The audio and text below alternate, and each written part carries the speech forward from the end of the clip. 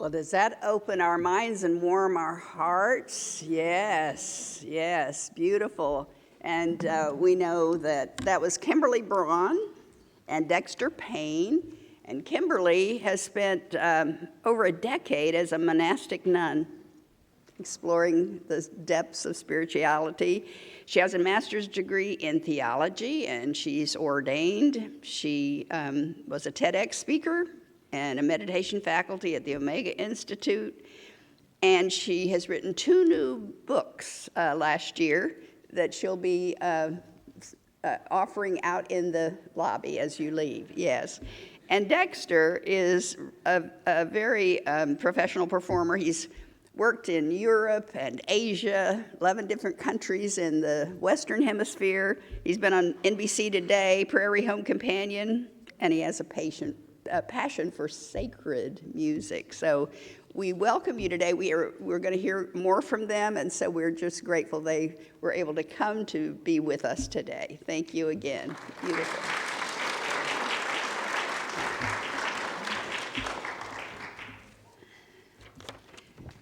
So would you say with me our mission and vision statement together?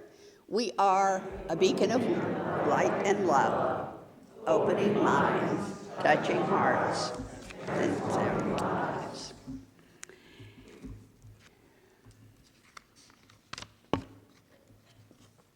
So it's time to welcome our guests. Is there anyone here as a first-timer who's never been to Unity of Sarasota before? All right. If you would tell us your name and where you're from, and are you a Unity person already or someone new to Unity? I'm Dave Wells. I'm with Jennifer and Craig Cooper, and I'm from minus 7 degrees in Chicago. I'm not a Unity person. I'm with the Baptist Church. Great. So that's Dave and Jennifer, right? Yeah. We want to. Oh, yes, Kathy's sister. Yes, so we want to say that out loud so the people on our live stream can hear your names. And they're from Chicago, so we are grateful to have them. And they just received a shell necklace, which we give to our newcomers. And the necklace itself is strung of individual shells, and it represents oneness, how we're all interconnected. And the little individual pieces are our beautiful spiritual humanness and how we show up in the world. So if you wear that shell necklace in our fellowship hall after the service when we're having our potluck or refreshments, whatever, if you'd want to come back there, you get to be first in line if you wear your shell necklace. All right. And we want to welcome now all those who on live stream various devices. So look back at the camera behind you. That's where our camera is, and we're going to wave at our people online. And we're so glad you have joined us on any of the different streaming devices. Thank you. Do we have any children in the audience today? Kids? Where's our kid? And where's Miss Cheryl? Oh, they've already taken her. Okay, I got it. I'm just trying to see if she's in here. So we want to bless all the children who have come today to this beautiful service, the children of the world. So let's warm up our hands as we give them a blessing. Together, we love you. We bless you, we appreciate you, and we see the living Spirit in you. So a few announcements now. And the Youth and Family Ministry, which is run by our wonderful Cheryl Grant, is very active, and she has curriculum even if children don't show up. So she is at the ready each Sunday. So bring your grandchildren, bring your neighbors, and we would love to see our youth and family program grow. I got to slow down the slides a little bit. So can you move it back one, Don? Well, that's okay. Next week is going to be our birthday anniversary Sunday. And when we celebrate that, we have a special cake for people who are having a birthday in this month or an anniversary. Actually, it's today, isn't it? Wow, okay. I don't have that. Okay, but we're having potluck today as well. And our guest speaker, you're in for a treat, and I'll introduce him a little bit later, and then he's going to introduce his partner, and we have some just special people here on the podium today. We're so grateful. After service, there is potluck, and we always have a very nice feast back there, so even if you didn't bring something, come on back to the fellowship hall. After you fill your bellies, we're going to have a town hall meeting. And so we've been doing that periodically every couple of months as we move through this transition. So you know that we're in a time where we're looking for your new senior minister. I'm your interim minister, Reverend Betty, and we're eager to celebrate our third finalist candidate next Sunday. So don't miss that. You've already seen two wonderful candidates, and we have a third coming. And after that, the search team will present a recommendation to your board of trustees. February 18th, we will be having our annual meeting, and again, a potluck in February. And so we are grateful for our grounds volunteers, and we would like to have all of you raise your hand if you're on that team, that will be having a campus beautification Saturday. Look at all the hands, and they're all in the back. They happen to be all in the back. And there's the wonderful people who come and do the work in our beautiful, beautiful grounds here. So we would love to have people join them, and that is going to be on the 28th of January. It's every fourth Saturday that they come out, and we'd love to have people joining them. Our next candidate is coming, Reverend Heidi Alfrey, and we hope that you'll all be here to hear her do her tryout, we call it, in ministry, and give your input as to the fit you see her with. She's very qualified. All three of the finalists are extremely qualified. So we need to do the fine tuning now, and you need to give your input so that the board can make a decision perhaps next month. That would be exciting, huh? So as we turn the page to February coming up, we're going to call it Friendship February. And so we really want you to bring new people into this beautiful ministry. And we know that right now we're having this crisis of loneliness, right? You keep hearing about this. So many people are feeling isolated and holed up in their homes. And, you know, COVID just changed so many things. So reach out to people who might want to make a friend. And one of the things we're going to be doing, and we'll start collecting some names from you, if you would volunteer, to sit with someone on a Wednesday at noon for lunch. Here in our fellowship hall, we're going to have a friendship lunch, so that those people that you bring in get a free lunch and companionship. And maybe they'll meet a new friend. So that's all the Wednesdays in February. And as I say, we'll have some sign-ups for that next week. All right, now we have a special guest here today, and I'm going to introduce Sean Moninger. Did I say it right? All right, you come on up. Yeah, and this is our wonderful guest speaker. And I previewed, right? He's a stand-up comic. He's had an amazing life in the theater in New York City. He had a 20-year career in lighting and stage production and designer. He has done this stand-up comedy for a while, and he got an award from the Manhattan. A what? Two awards. Oh, you didn't put that here. Okay. So the Manhattan what now? The Manhattan Association of Cabarets, MAC Award. Cabarets. Okay, the Manhattan Association of Cabarets. He's got an award for his stand-up comedy. And he's had a radio show. Are you still doing that? No. No. And his mission in life is to help people understand. Everyone on this planet should understand and know that he or she is good. That's his mission. And I met Sean quite a bit ago when I was in the field licensing program for ordination, and he was one of my... No, I was chair of the program. I know, but you asked me questions. Well, an interviewer. An interviewer. I was going to say, yes, investigator, interviewer, whatever. He had one of those that voted whether I got ordained or not. And it happened. But it happened, yes, so many years ago.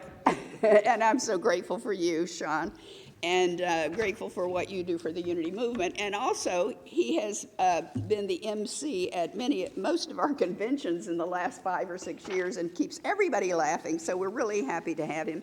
And he's going to introduce his partner right now. Good morning. How many of you have gotten to experience David Friedman before? How many years ago was I here? What, David? How many years ago was I here? It was Well, like because a lot of Elizabeth was years the minister here then. Yeah. Who here has not experienced David? Okay, well, you're in for a treat. Now, let me tell you quickly about him. This doesn't always sound nice, but it's accurate. He has touched all of you, and he has touched your children.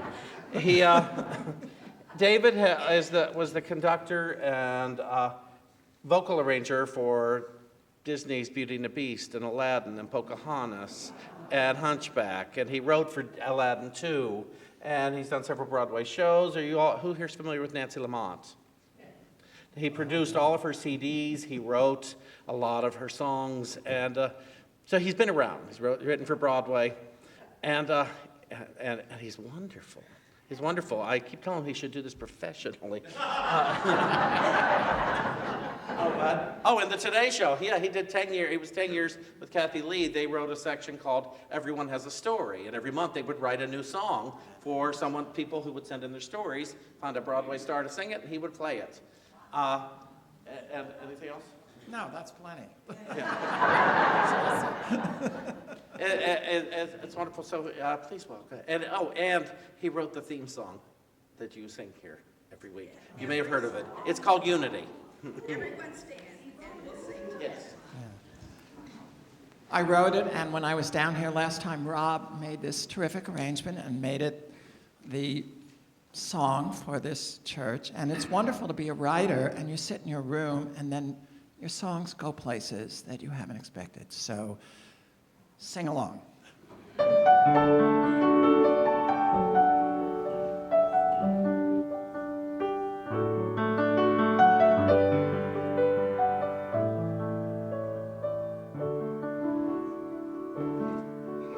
Every prayer is answered, every prayer is heard, every thought and feeling, every spoken word, what your soul has longed for, what your heart can feel, is already here, is already.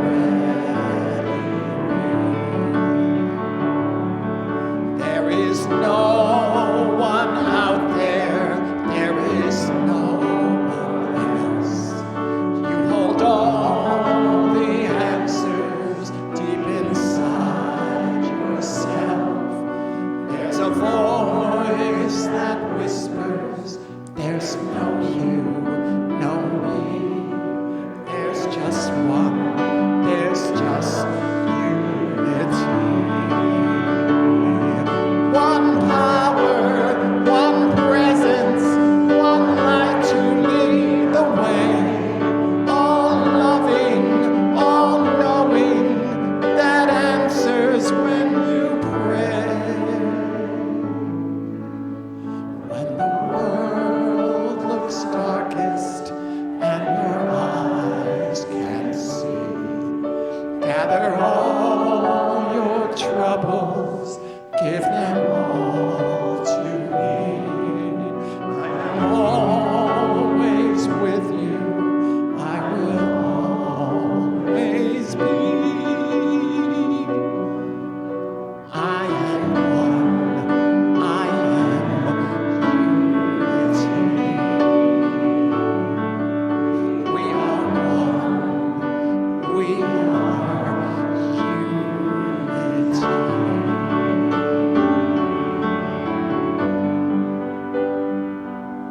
Thank you.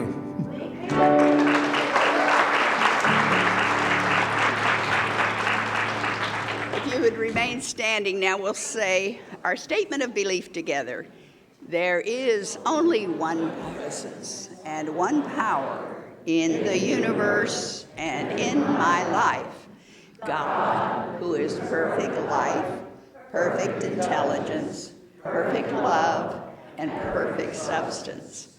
I am an individualized expression of God. Look to someone else now. You are an individualized expression of God.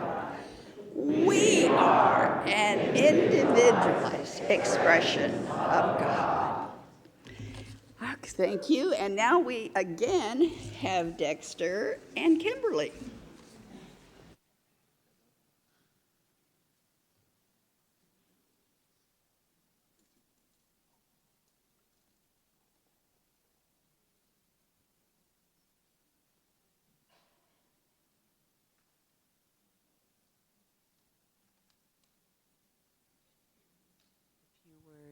A few words to lead in to the chant.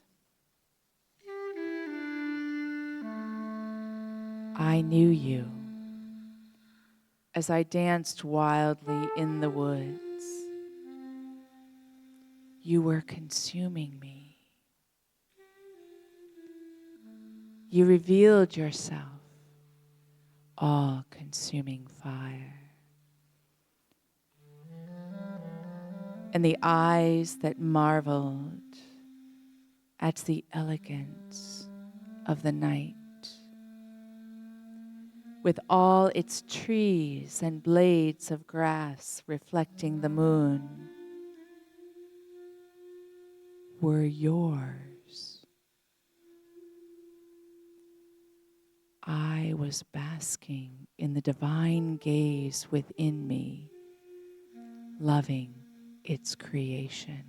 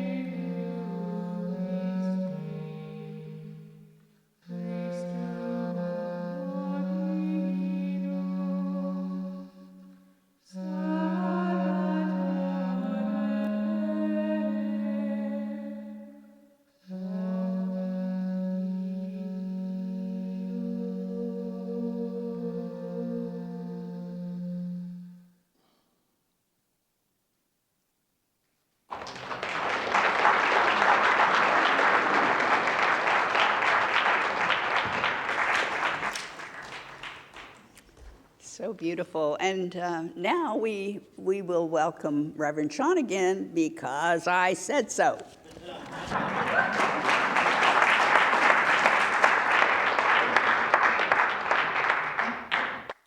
Because I said so. Hey, how many of you were raised in unity? Yeah. Yeah, I figured. Yeah, almost nobody ever was. and so I have this story that reflects that. And I like this. It's about a man who got stranded on a desert island. Don't stop me if you've heard it. And so he's on this desert island, and there's nobody coming for a long time. So he decides to, well, if I'm going to be here, I'm going to make it home. And he starts to build. He builds a dock, first of all. In case a boat comes along, there's a place to dock the boat. And he builds little huts and things down here. And then up on this hill, he builds these 3 buildings. And he's there for years. And all of a sudden, a boat comes along, and they find him. And they get out there, and they're just shocked at how built up this island is. And they say, you're by yourself here. And he says, yeah. And they said, well, who built all this stuff? And he said, well, I did. And they said, well, that's incredible. And look at those buildings up there. They're amazing. What are they? And he said, well, the middle one, that's my house. That's your house. It's beautiful.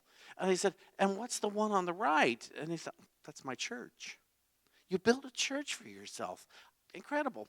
Well, what's the one on the left? And he said, oh, that's the church I used to go to.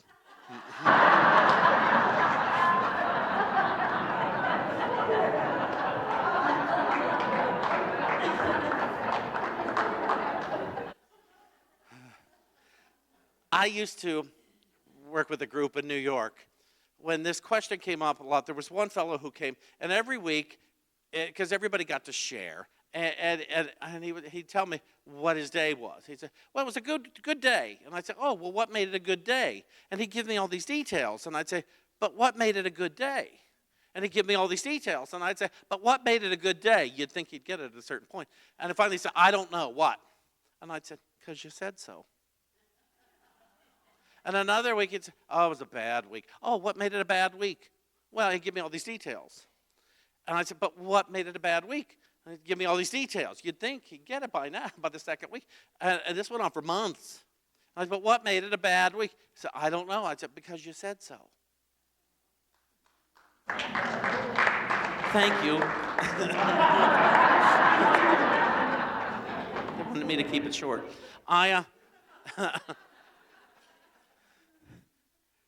Everything in my life is because I said so. Because nothing has any inherent meaning, let's face it. And so and I'm not here to do a Course in Miracles talk, but I do like, the first couple of lessons there. I like a lot of the lessons, but it's a reflection of those two. That, like our ride down here, it was so pleasant. Why? Because I say so. My bottle of water there was beautiful. It was delicious. Because I say so. This music, extraordinary. Because we all say so. See, I got you. I speak for everyone here. Because I have the microphone. Yeah. And why is this food delicious and this food not delicious? Because I say so. Why do I experience the weather the way I experience it? Because I say so. Weather does not have any inherent meaning. It can be cold or warm, but that's not how I experience it. I experience it the way I tell myself to experience it. Forgiveness and unforgiveness all has to do with what I'm telling myself about the experience. Many of you, I'm sure, will identify with this, that some things happen, and one day you're going to get through it, and you're going to experience the forgiveness around it, but today may not be that day, because you have told yourself, not today. We'll get there another day. But has anyone grown since they were born? They've gotten bigger since you were born. So if not your poor mother, but you know that change takes place and shifts, and with each one, there is an experience based on what David calls sensations. Here, I'll show you his book, by the way. It's in the bookstore. It's called The Thought Exchange. He does workshops all over the country, and fan. And I can recommend the book. I'm sorry I didn't come up here to sell books to you. Maybe I did. But he wrote this. It's called The Thought Exchange, and he can tell you more about it later. You can go online, because I'm not going to use my talk time to tell you all about it. But it is overcoming our resistance to living a sensational life. So, I have all these sensations. I have all these feelings. I have all these, ow, ow, ow, ow, ow. I have skin. Anybody? And it hurts sometimes.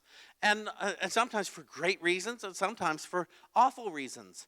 But I tell myself how to experience it.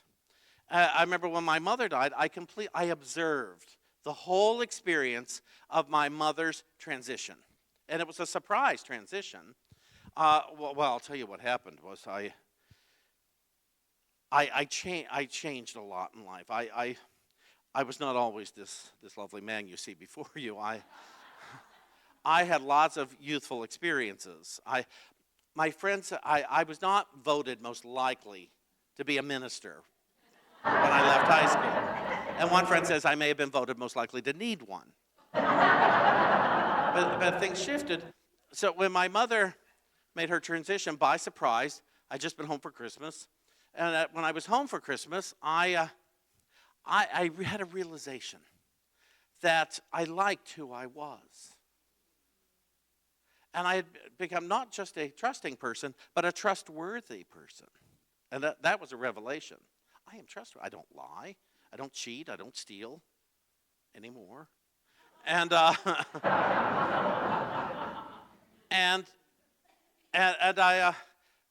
we had a tumultuous home. As some people, they like to say, well, Deshaun, they did the best they could. And I don't care for that, because their best was awful. But one day I had a realization. Look at who I am. Look at this. I like this. And I couldn't be this if any of that had been one bit different. If there had been a fraction of anything different, I'd be something else. And I liked this, so I could become grateful for this. I'd been in Unity a couple of years at that point. And I looked at it. So I was home for that Christmas, and my mother, to apologize again, because that's how I'd win arguments as a teenager. You weren't such a good mother. And it would quiet things down. But I didn't want to do that anymore. Nobody wants to hate their parents. And I really wanted, consciously, to love my mother. And so that Christmas I was home, and who knows what happened, but she started to apologize again. And I said, oh, no, Mother, stop. You don't ever have to apologize again. Never again. I said, look at me. Isn't it amazing? No, I don't mean you guys, but for her. And she said, yes. And she got it. And I said, I couldn't be this without that. So we'll never lie about what happened, but I'll never be mad at you for it again. And I will never attack you for it again. You are off the hook. And 3 weeks later, she died. So my amends, I say, killed my mother. But, she was 64 years old, and she just laid down for a nap and left. She was done. No fuss, no muss, she left. But I saw, at one time I told myself to experience my life this way. And with some new information, some new thoughts, I told myself to experience my life this way. Now, when you read your Bible, I always like saying that in Unity churches because it always gets a big laugh. I forgot to bring my own Bible, so I borrowed a Bible from somebody here, and they told me to be very careful with it. They read it every day. It's a very sacred thing to them. So let me open it up here. Oh.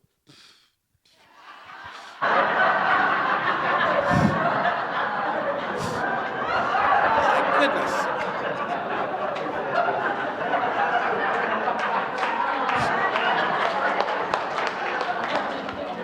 that sacred.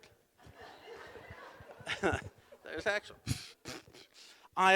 over here in Luke 12:22, it tells us, do not be afraid. Well, it depends which version you read. This version says, do not be afraid. Other versions say, do not worry. Now, why would we be guided that way? It's not for our religious purposes. It's wise guidance. And so in order for me not to worry, I've got to tell myself something else about what's going on. Now, I can't just make it up on my own, because that's just ego talking. I need to go within and ask, what's up? One of my favorite ways of doing this is, Spirit, tell me the truth about this. Now, I don't always hear something, but I do know that if I have asked, Spirit's got nothing better to do than to answer me. There's no delay tactic. So what I assume is if I have asked, I've been told. And when I need to know, I will be aware of what I have been told. This is my faith. I have faith that there is a divine mind within me. And when I want to know the truth, when I say truth, what I mean is that which has no opposite. That which cannot be argued, at least not by me.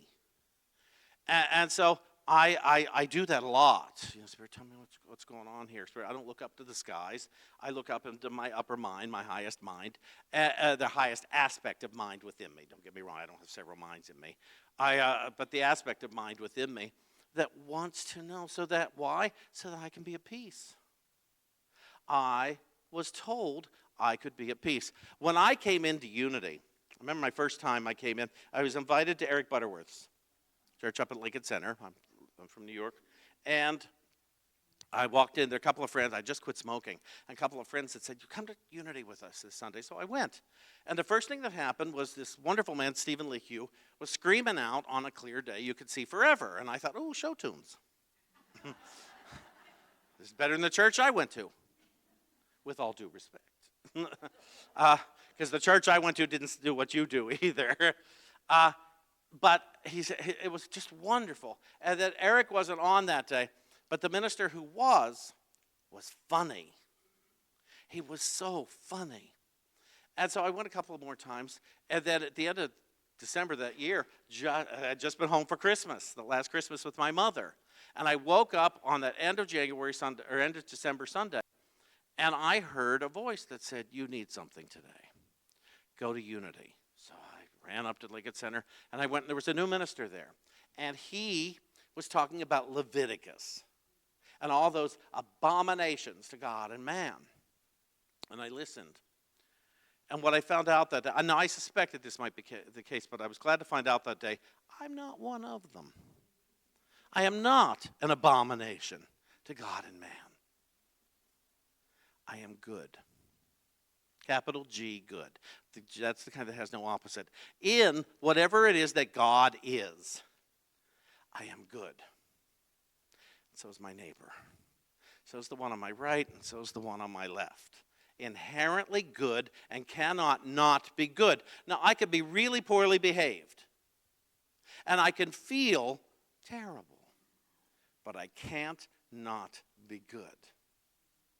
And that's a tough one, Now, because have you noticed some of the people you don't like have friends?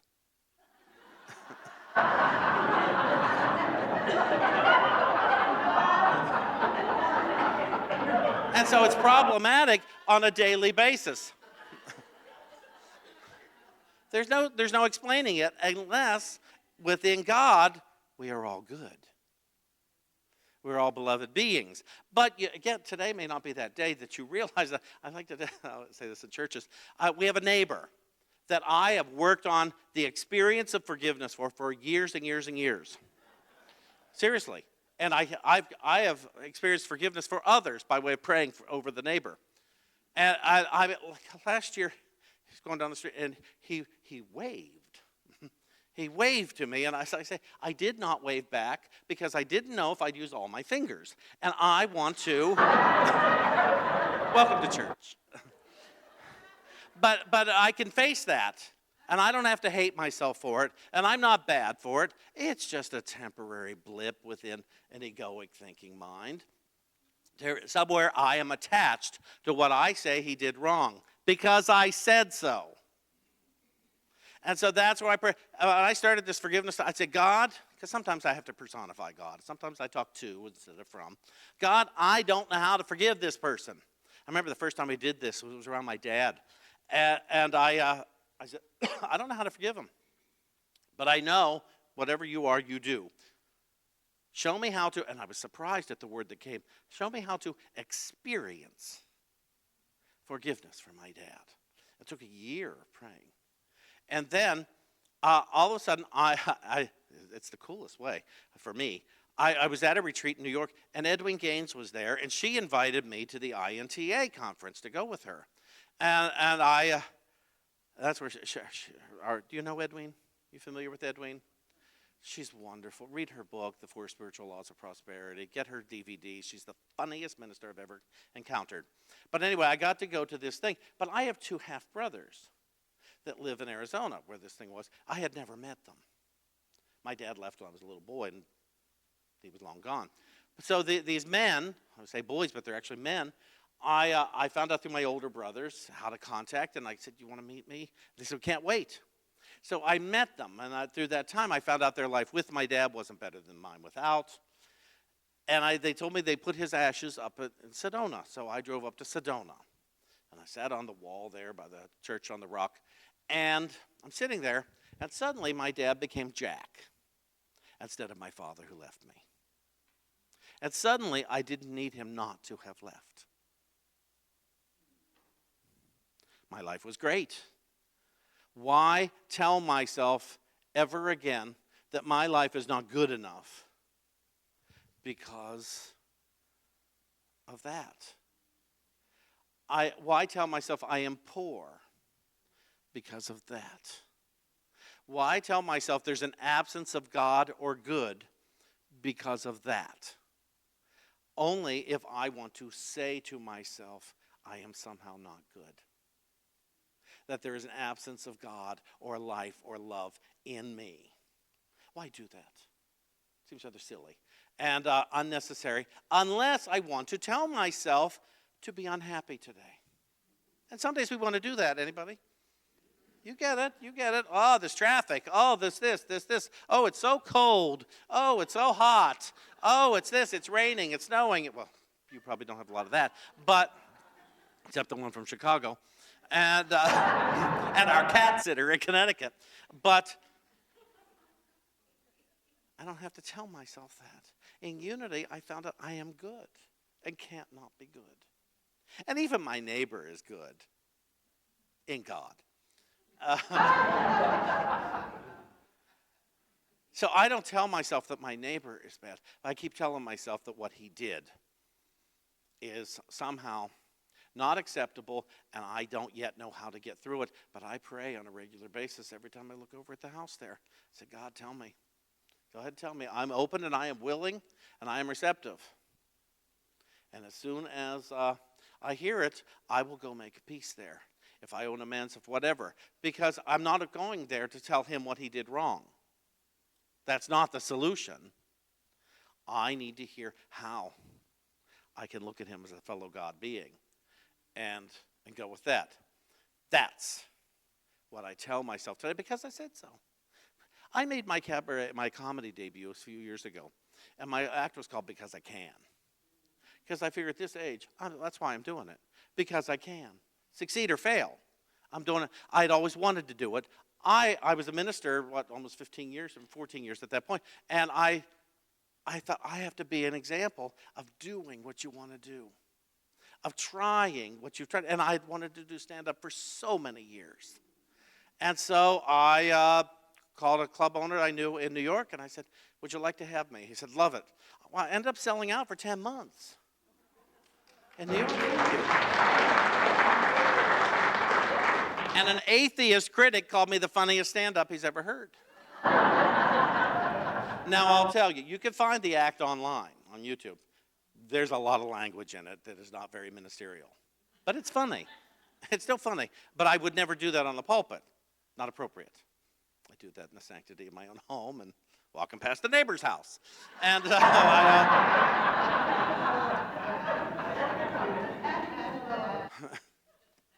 there's a book. And it's one of my favorite books. It's called The Holy Spirit's Interpretation of the New Testament. And it goes Matthew through Revelation. And it doesn't speak to me of religion. It speaks to me of how to think. And how to think differently. And how to tell myself differently about this. This is such wonderful guidance. Again, Luke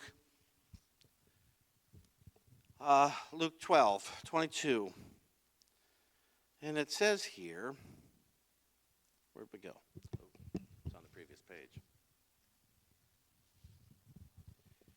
It says, do not worry about your progress on this path, that you travel to healing. And what is healing but the realization of wholeness? To be on the path and aware of the path and thinking of the path is enough. Let me tell you a secret that will make your journey along this path simpler and more joyful. The secret is this. As you travel this path, you will only have 2 experiences. It may seem like many, but in truth, you will only have 2 experiences. One experience will speed you along your journey in joy. The other will delay your journey a little while. The secret to a simple and joyful journey is to learn to discern between these 2 experiences, and then always choose the joyful one. I've spoken to you of both experiences before, so this is but a reminder for you.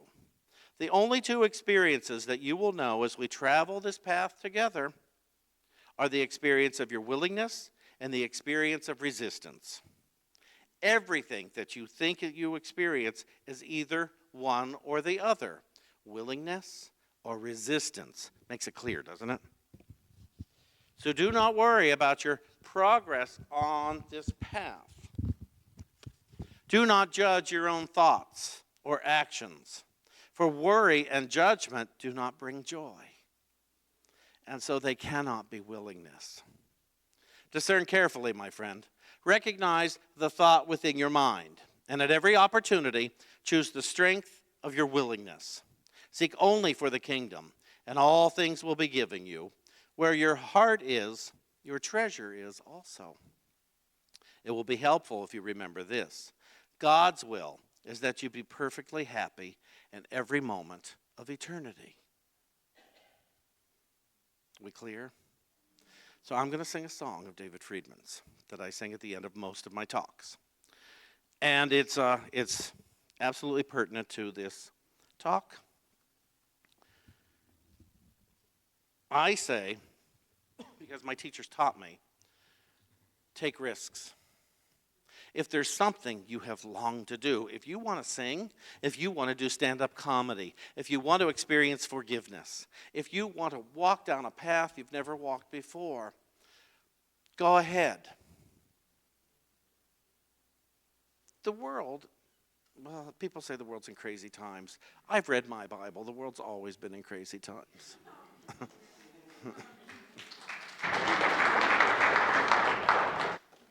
I don't know that our bodies are made to last forever.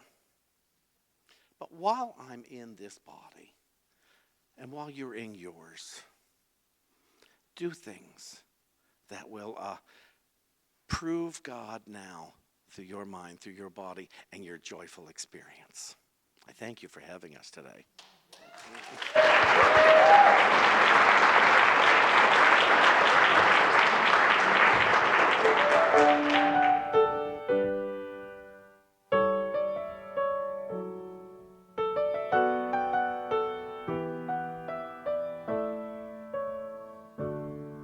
I never thought that there could be a love like yours and mine. I never dreamed that I would see the day that I would find a love that feels so right. But here we are tonight, and now the only thing we really need is time. We live on borrowed time. No one can be sure when the loan will finally come due. But I'm loving all of mine. I know what time is for. I borrowed it so I could spend it all right here with you.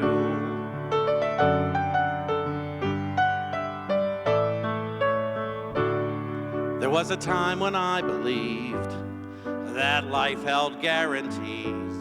There was a time when I was sure my future was secure. But life has other plans. The future's in God's hands, and knowing that has let me live and love you more. We live on borrowed time. Yesterday is past. Tomorrow seems a million miles away. But I promise you that I'm gonna make love last by living every moment, every hour, every day. Now we may have a year and we may have a lifetime. No one can be certain what the future will allow. But you and I are here, and this time is the right time. 'Cause one thing that I know is that we have each other now. And now we live on borrowed time. Let's celebrate and sing as we walk bravely into the unknown. 'Cause we're gonna be just fine, whatever life may bring. We'll face it all together, and we'll never be alone.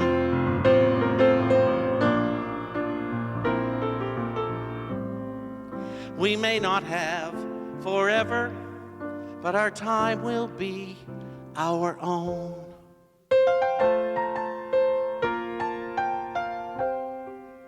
See you in church.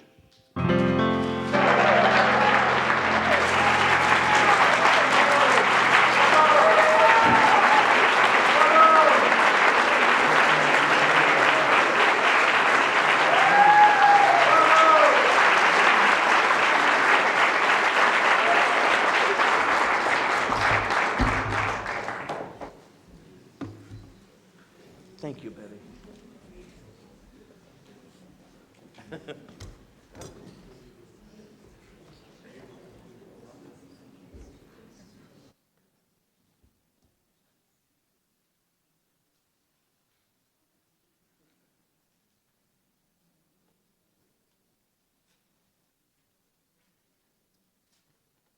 So now there's a chance to use your voice. If you're inclined, stand up and join us in this mantra-like song. We'll sing these 4 lines 4 times, then Dexter and I will do a little verse, and then we'll sing it again. And if you know this song, you'll know there are a number of ways to sing it. So sing it your way. Don't hold back. Keep your own timing. And let's just sing out from our hearts and souls these lovely words to integrate everything we've gotten to experience today.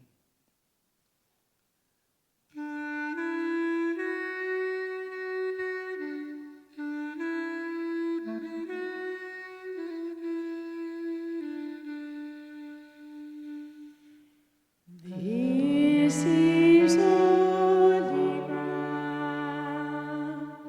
We're standing on holy ground.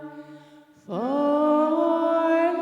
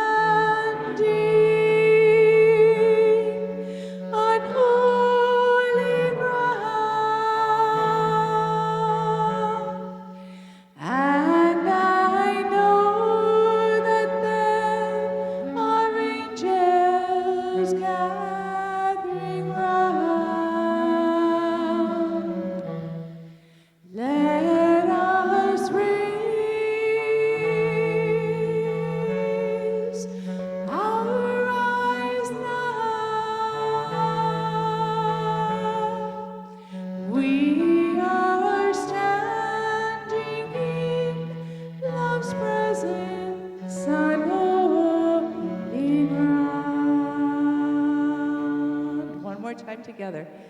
This is holy ground. We're standing on holy ground. For love is present, and where love is holy. This is holy ground. We're standing on holy ground. For love is present, and where love is holy.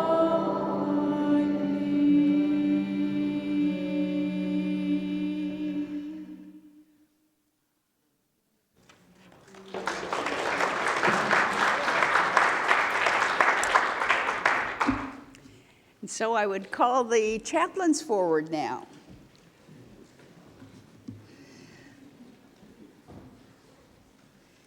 These are our prayer chaplains, and they're here to pray with you. If you would like individual prayer, just hang back from after the service and sit over in the first row over here, and they will find you and take you to a silent place to pray. So we appreciate our chaplains, and we thank them for their service. Thank you, guys.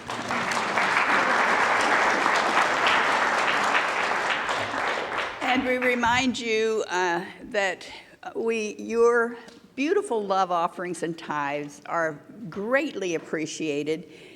We have to maintain a majestic building, these wonderful grounds, and so we are blessed as you contribute to and support this ministry. So we want to bless all of our offerings, whether you send them online, go to our website, and there's a donate button there. You can mail them in to our office, or you can put them in the baskets as the ushers as you go out. So together now, let's hold in prayer the prosperity of this ministry, and we bless our offerings. Divine love blesses and multiplies all that I am, all that I have, all that I give, and all that I receive abundantly. And now if you'll stand, we'll say the prayer for protection together. The light of God surrounds us. The love of God enfolds us. The power of God